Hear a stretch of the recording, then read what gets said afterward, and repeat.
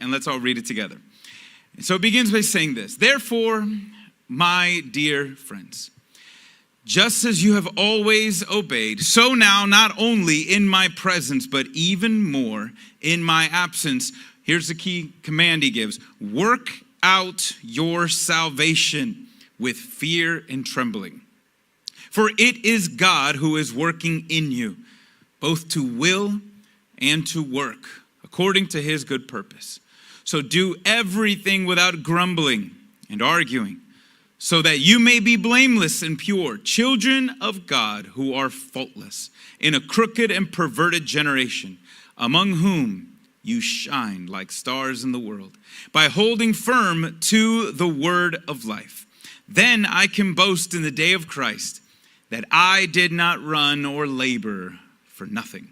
But even if I am poured out as a drink offering on the sacrificial service of your faith, I am glad and rejoice with all of you. And in the same way, you should also be glad and rejoice with me. Now, there's a quote that I want to put on the screen. I want you guys to look at this one. So some of you guys might be familiar with Mark Twain.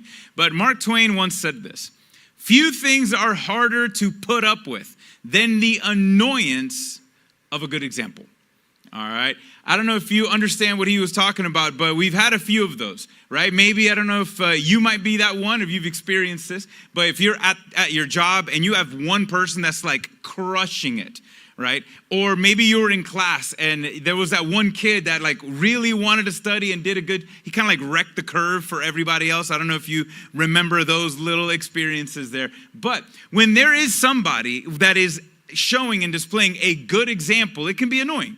It's for some people, it's annoying for two things. Now, before that, a good example, guys, should inspire us. And that's one thing I think we all agree with. We see people and we look up to them and be like, man, I want to adopt that. I want to be a little better, my best version of myself, right? So good examples can inspire us, but here's why it becomes annoying. It's annoying for those in which it exposes you. Right? It exposes you because when you see somebody with a good example, you'll probably fall into two pits. The first one is you compare yourself to them and then you feel horrible, right? Anybody on that one? I've done that one a couple times, right? You see somebody else and like, I'm not like that. I can't be like that. I'm the worst, and then you start spiraling, ruminating and all those things, right? That's where a good example can become annoying. Or the other one, right? It exposes your lack of effort. It exposes your lack of anything. And so you're like, oh, bro, come on, chill out. Don't be so extra, right? Just chill out, calm down. And so obviously we want to be on the inspired side. But I bring that up because Paul in Philippians is both modeling a good example and pointing out a good example to this church. Now, the Philippian church was a small church. Paul was there for a little bit. We can read his story. He almost dies, by the way, when he sets up this church. They beat him so bad. And so many other things, they humiliated him when he was there. I mean, you can read it in the book of Acts. But ever since he left, the church still was struggling with some issues, right? They were still dealing with maybe their own poverty, some difficulties. But even with that small church, man, they were being super generous in power. God would use them in amazing ways. But they were being persecuted and they had their own problems. And so in this little section at the beginning of Philippians, he's encouraging this church to put what's most important up front. And what's most important is, despite all the stuff, despite your problems, and despite people, the most important thing that he puts up front is the promise that we have. It's like, don't lose sight of the promise. Don't lose sight of the gospel and what Jesus has done and who he is. And so he's reinforcing to this church to kind of like hang in there and stay together. All right, it's standing united, serving, suffering, shining together. And so in chapter 1, if you kind of read a little bit before, he highlights the motives of self-centered leaders.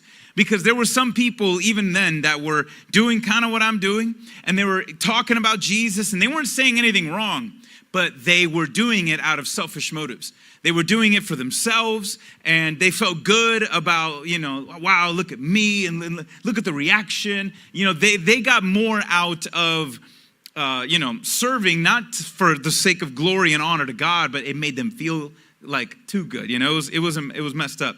But so he goes from the self-centered motives of some leaders to then the selfless motive of the ultimate leader in Jesus, and how what he did for us and why. And so he brings the example of Jesus to both expose us and to inspire us. And so I want us to understand that. That's what we're going to look at. We're going to see what Paul wanted to do was expose that church and inspire that church by helping them to understand why we're supposed to do what we're supposed to do for and how. And there was that weird little phrase, I don't know if you've stumbled on that one before, we've mentioned that, it's been a minute, where he says, work out your salvation in fear and trembling. We want to make sure, guys, that we put that one on the right pedestal. Online as well, listen, because that one, you can read into that text and you can crash and burn. And so I don't want anyone to do that, all right? I want us to make sure we are reading and understanding what that means to take all unnecessary pressure off so that we can be able to fulfill that. So first thing we're going to look at is, if we're supposed to work out our salvation, let's look at what God first works in. All right, so notice I'm titling the message today, The Ins and Outs of the Christian Life. And so there's a little bit of that as that inspiration. And so first, for us to work out our salvation, what must God work in first? Our salvation, right? And so God works into us what the promise of eternal life and all those things. And then what he works in, which is salvation, we must work out in our service. And so work out. Now, here's the key part that I want to make sure we all don't read into the text, because it sounds like it.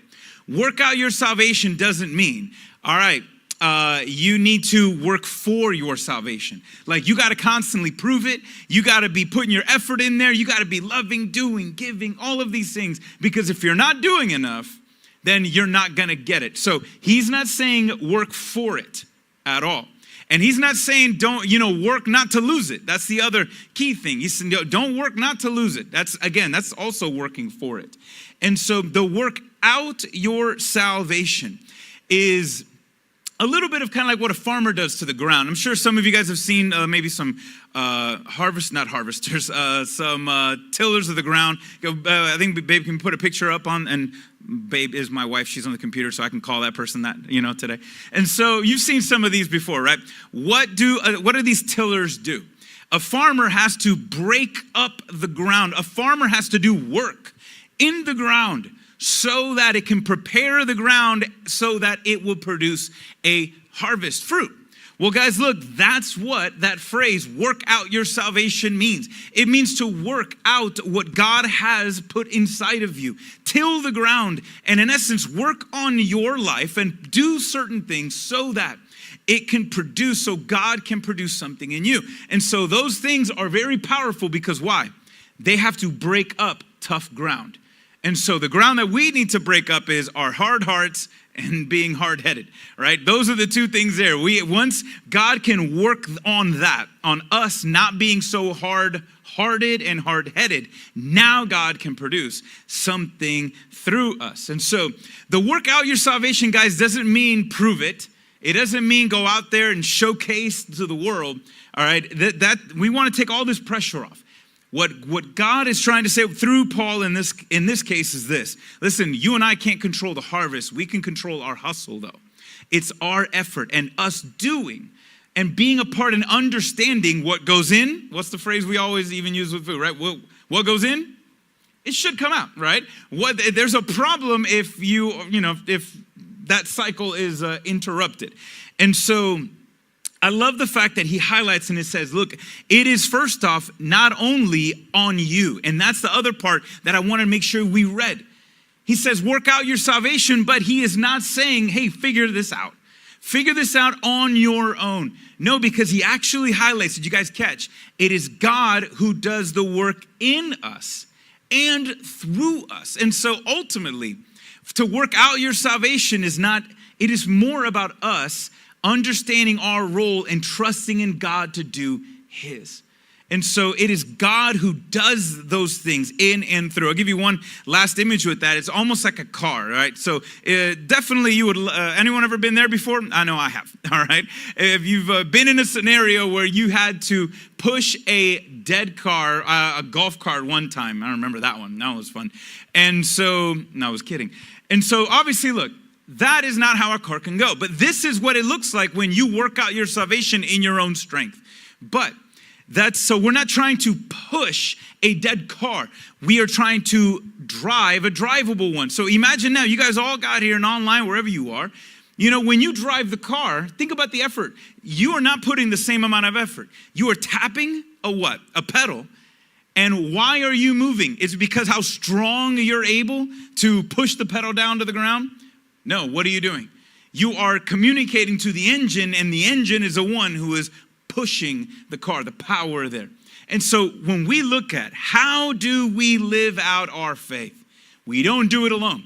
We don't do it alone. And it is ultimately, I want you to imagine that thing about the car. It is when we put our trust in the promise of God, like the pedal. Now it is the engine. God is the engine within us that moves us and works in us.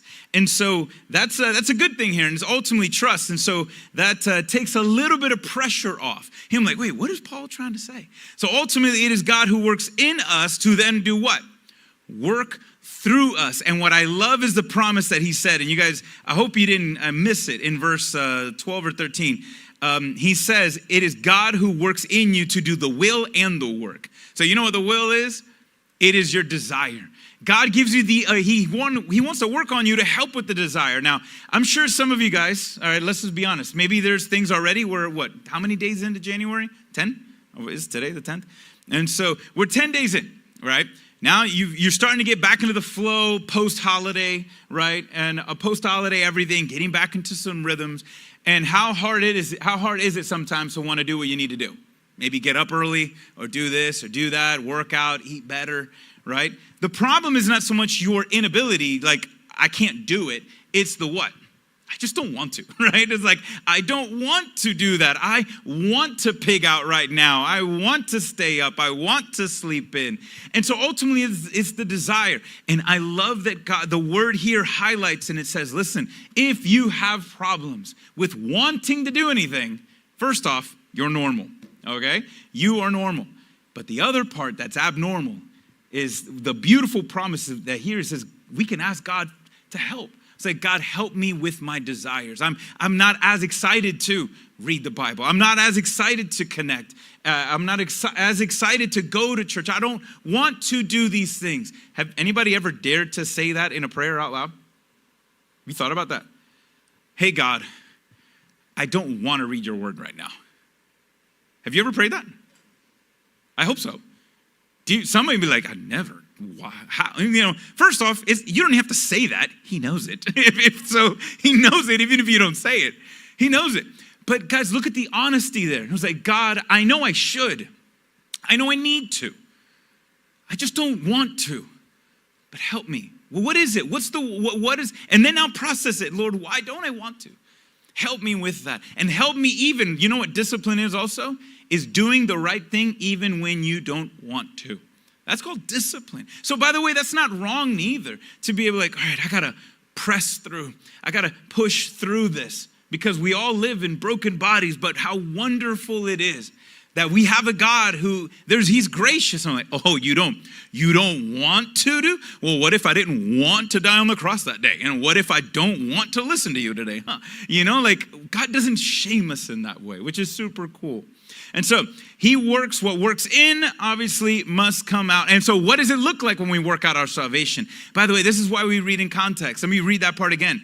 What does it look like to work out your salvation? He says, do everything without grumbling and arguing. All right. Anybody feel attacked yet today? I hope so. All right. You feel exposed? So what is our example to work out your salvation? He says, be careful. Not to work and be careful not to complain and be so negative or argue and be this way, so that you may be blameless and pure, children who are faultless. Now, by the way, that does not mean perfect. I want to encourage you guys, that does not mean perfect. What he's trying to say is, in this case, he says, so that you, because being, in this crooked and perverted generation, that you might shine like stars. What he is trying to say is, look, if you're going to live out there, to work out your salvation, is to be a sincere believer. Not a perfect one, an honest one. You see the difference there? And so when he says blameless, he's not, again, saying, oh, you messed up today, so, and strike against you. He is just trying to say sincere in your efforts so that you don't come off as looking hypocritical. Or you're not that Christian in name only, right? That, yeah, you say you're a Christian, but you live just like everybody else, and you bring reproach and a negative association to God. And so that's not what he's trying to encourage them to say. That's not it. Let's not be in that way. But instead he says what? What's the image that he gives? You need to shine like what? Online, type it. You need to shine like what? Shine like stars. Shine like stars in the darkness. Now, I don't know about you guys. Have you guys ever been anywhere in the world where you got to see stars? And I mean stars. All right, online, type it and I'll read it later. Anybody else been somewhere? Where? Where have you been? Huh? Haiti? Okay. Where? In the Keys. Okay. Anybody else been somewhere where you saw stars? Dominican Republic? Anybody else? Mine was in Costa Rica.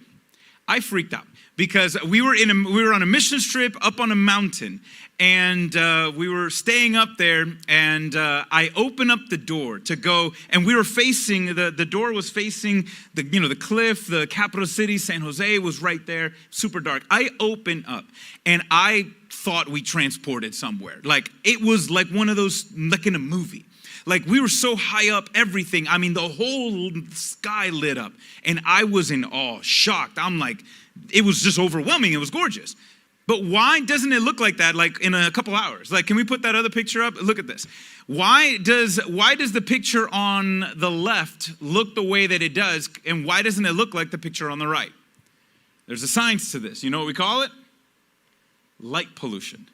You ever heard of light pollution? Light pollution is there's just so much light emanating from the ground that it actually keeps us from seeing the stars that are right there. You know, so when you go tonight, I want you to look at the stars, and you might count all 4 or 5 that you'll see in the Tampa sky, right? You know, where we live, it's a little better. I think we got like a dozen or 2. But, you know, look, and I want you to know that if there was no light pollution, it would light up. So, but what is causing us not to see the stars? The light pollution. And so what Paul is highlighting here, if we are to shine like stars in a crooked and perverted generation, what is the light pollution that will dim the light? Our attitudes. Our attitudes. The way that we carry ourselves. The way that we look at circumstances. The way that we look at situations. Ultimately, later on, he actually talks about, don't be worried about anything, but in all things, like, you know, pray and think and put your mind. And guys, I'm going to tell you this one, I've been not only wrestling with this text to share it with you guys, but I've been wrestling and preaching it to myself. Because there's just, I made a post about a couple of days ago to encourage people, because it took about 30 minutes of me trying to push through muck, in mental and emotional muck, just to get to a place where I can read the Bible and kind of start my day. And I catch myself end up like thinking about worst case scenarios or this or that, or worried about this or worried about that. And sometimes it feels like I have no control. And the reality is, guess what? I don't. But it's overwhelming when we think about it, right? And so when Paul is trying to highlight here, the pollution that keeps us from seeing the light and reflecting the light is our attitudes. And ultimately, it's where we put our focus. And here we're saying we have a God who can help us with those emotions, help us when we can't handle certain things, and ultimately help us to refocus on something else, to think more positively, and that he can guard our hearts and minds from poor thinking and poor feeling. But guys, that's what matters. And you saw the sky. Right? You saw the sky, that image. 1 star, how much can 1 star light up? Not much. And I love the fact that Paul highlights and the scriptures highlight that we shine like stars, because ultimately 1 star doesn't do much, but a whole sky full of them can light up the sky. It's not about me. Look, it's not about me. It's not about 2 of us, 3 of us, a dozen of us. It's all of us together. The more God shines his light through individuals, each and every one of you. I am no different than you. I'm none. God can shine even just as bright, if not brighter, in you and in you than everyone else. It's collectively that we showcase to the world how amazing God is. And that's the part there that we're going to look at this back end. He says, God works in us to work through us to now work beyond us. And there was that phrase that I mentioned last week and I brought again today, where Paul uses the phrase in these two places, by the way, only two places in the Bible where it is used, that phrase, I live my life poured out, or I am being poured out. Paul used it in 2 Timothy, and this is the first time actually that Paul used it, was here. And that word poured out means to be violently martyred. That's what that word means. That's a tough word. It is to literally lay your life down for someone else, for the cause bigger than you, for the glory and honor of someone other than you. In fact, in Philippians 1:20, I'll just read it quickly. He says, my eager expectation and hope is that I will not be ashamed of anything, but that now, as always, with all courage, Christ will be honored in my body, whether by life or by death. For in me to live is Christ, and to die is gain. And so when he says poured out, by the way, Paul is writing this in jail. And he is in jail, and if eventually he knows that he's going to give his life. He knows that God had revealed it to him, and he was like, Lord, if this is my lot, if this is how you desire to use me for your glory, then amen, I trust in you. What an attitude. I mean, when we look at somebody like Paul there, but what he says this weird little phrase here, I live my life, but if I am poured out as a drink offering on the sacrificial service of your faith, I am glad and rejoice with all of you. You know what he's saying to that church? This humbled little church that is struggling and going through it, but yet is hanging in there and being encouraging to Paul, even in this dark, difficult time. They muster up an offering to give to him.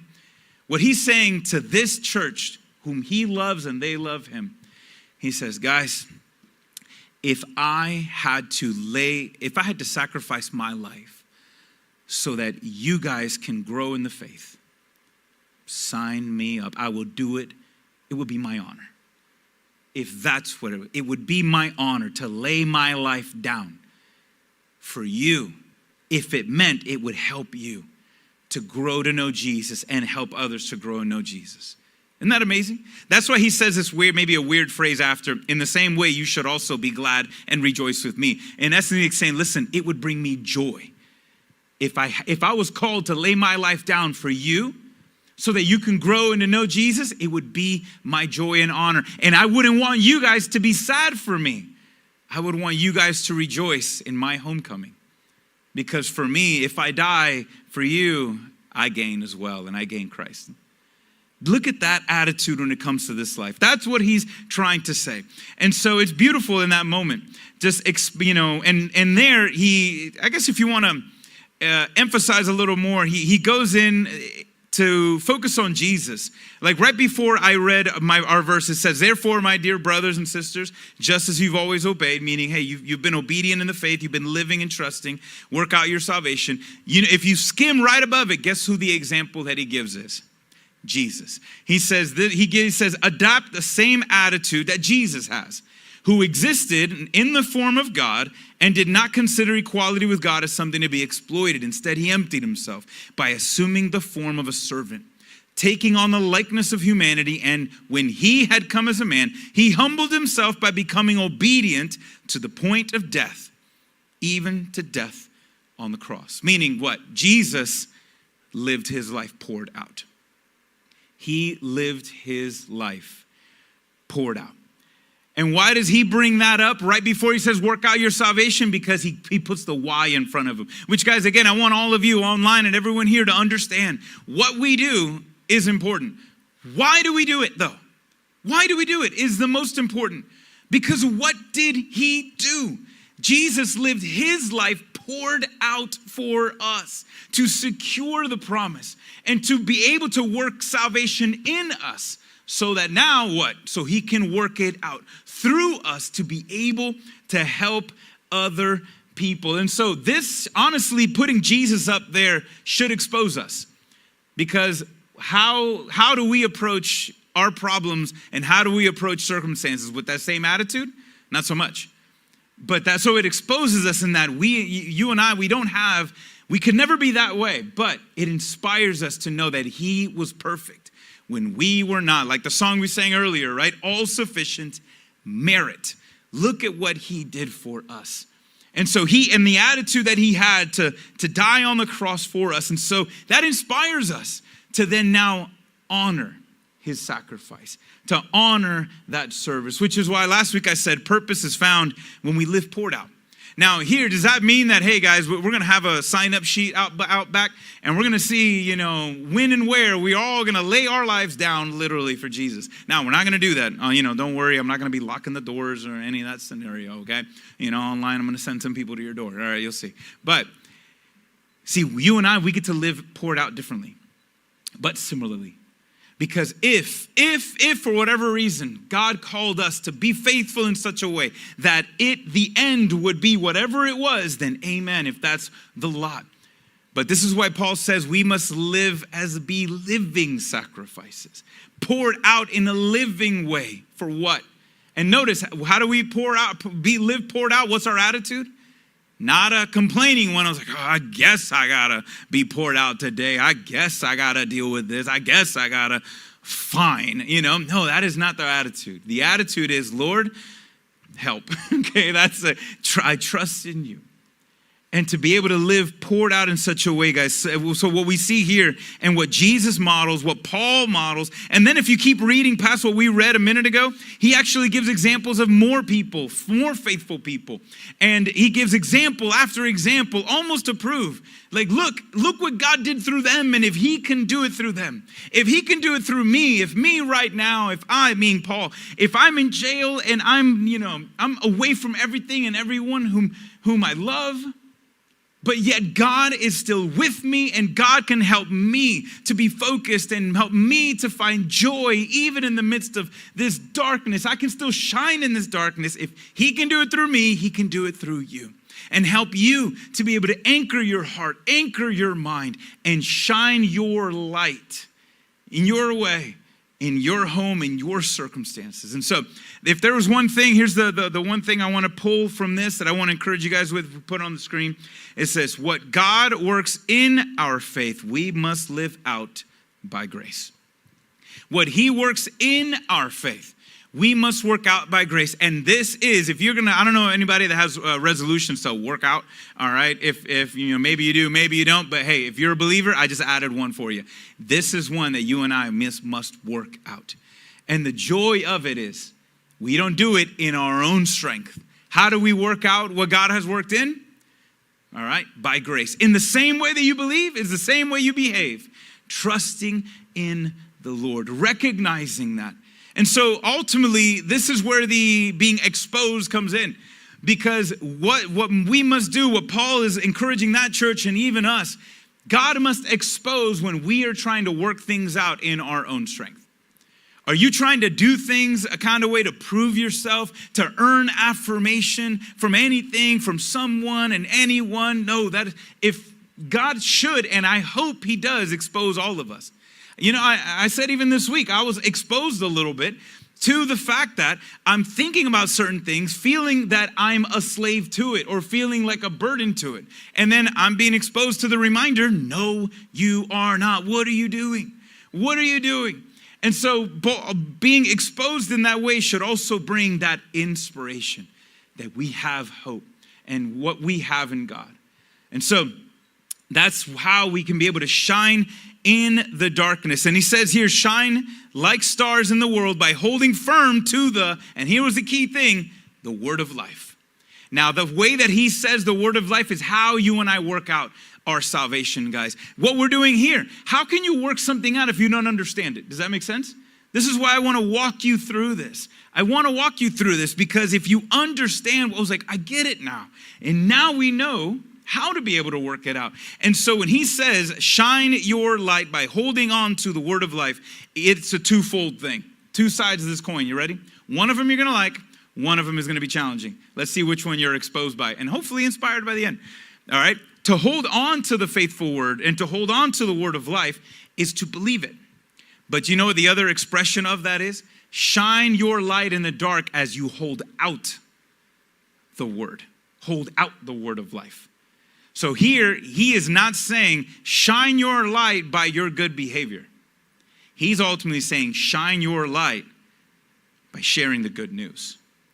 And for you to be able to share the good news requires you to continue to grow in it and to know it. And so that is the one that I hope we are all exposed by.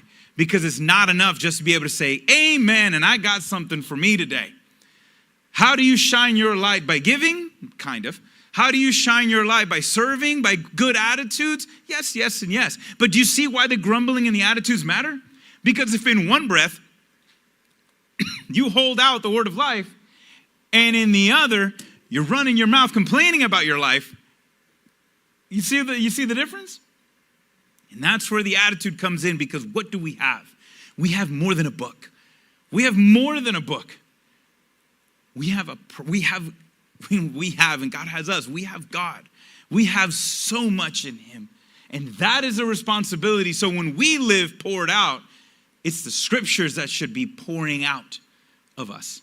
I've been sharing a little bit, I think it was a couple weeks ago, I shared the book, The Pilgrim's Progress, and I know you were reading it, John Bunyan, and there was a quote, I think it was Spurgeon who once said, if you cut John Bunyan, he's going to bleed the Bible. If you cut John Bunyan, he's going to bleed the Bible, because he was just so into the book. He was so into it that everything he would just say, it would just kind of come out in one way or another. He wouldn't even know it. It was just that way. It was overflowing. Guys, that's what it means to live poured out. But for us to be able to work out our salvation, God must first work in it. And that's the thing that online, if you're watching, I don't know who's watching online or in the future, and all of us here, we have to remember, our works are not good enough. Our works don't work. They're tainted. We were singing this earlier. They're corrupted. They are not enough. We can't figure out how or work out our salvation alone. What we settle for, a lot of people settle for, is moralism. Hey, I'm just going to do enough and be good and do right so I feel good about myself compared to others. Moralism won't save you. Moralism does not work. You don't need moralism. You need a Messiah. You need to trust in him. This is why we say it's the finished work of Jesus. What he did on the cross is enough. And when you believe it, that is now when he begins to get to work in you. And not just in, but through.